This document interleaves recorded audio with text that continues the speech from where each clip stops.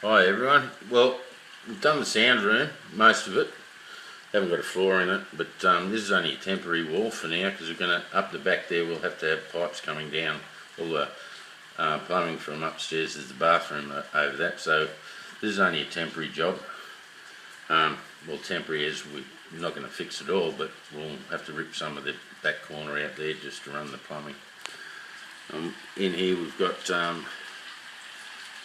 the first layer of gyprock's up, and when I'm about to put the second layer up, you can see where all the cable are, the wiring for the lights is, and there's a little groove there for the curtain, and that goes right round the front, and just a bit like a Pelmet does on most curtains. I've just decided to integrate it. Now I've run the speaker cable down there. You see the speaker cable running along there.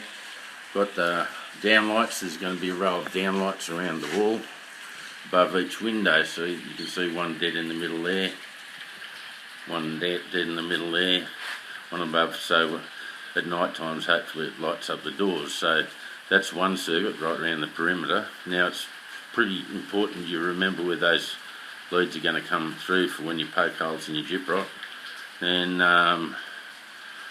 two centre light fittings there. But, this was going to be a lounge room, but we decided, since we don't have kids anymore, we're going to make it the dining room. So, because it makes the valuation come through more, and we didn't realise we didn't have a dining room, and it was just renaming this the dining room rather than a lounge room. Added value to the house just by changing the name of it. So we've got that, so we don't really need a lounge room because we've got the sound room, plus we've got what was going to be the rumpus room down the other end. Now this is the kitchen. You can see I've got my new gyprock lifter there with the sheet ready to go.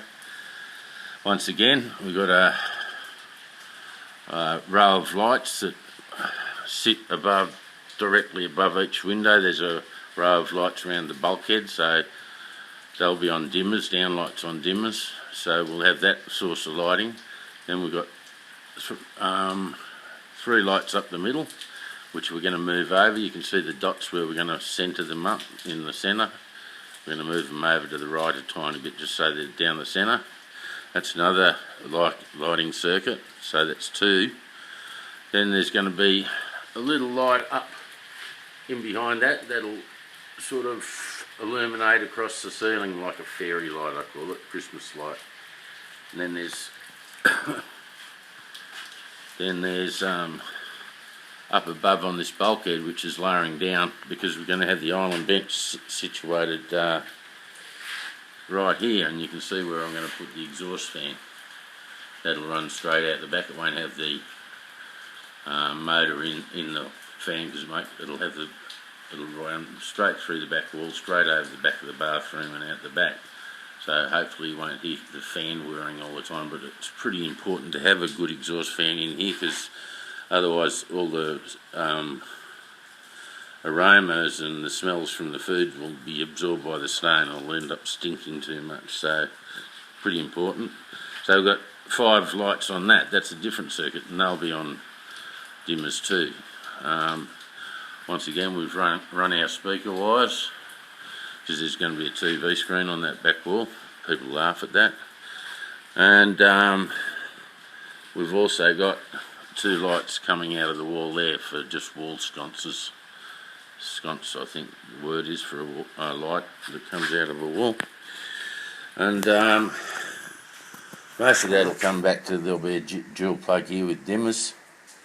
Under here there's going to be the fridge is going to go there, and the stairwell, we've got the gyprock for the stairwell too. So we're moving right along here. We've run all our cables, and the island bench will go here, and we're really cooking with gas now. We're getting to the stage where we're starting to finish this house off.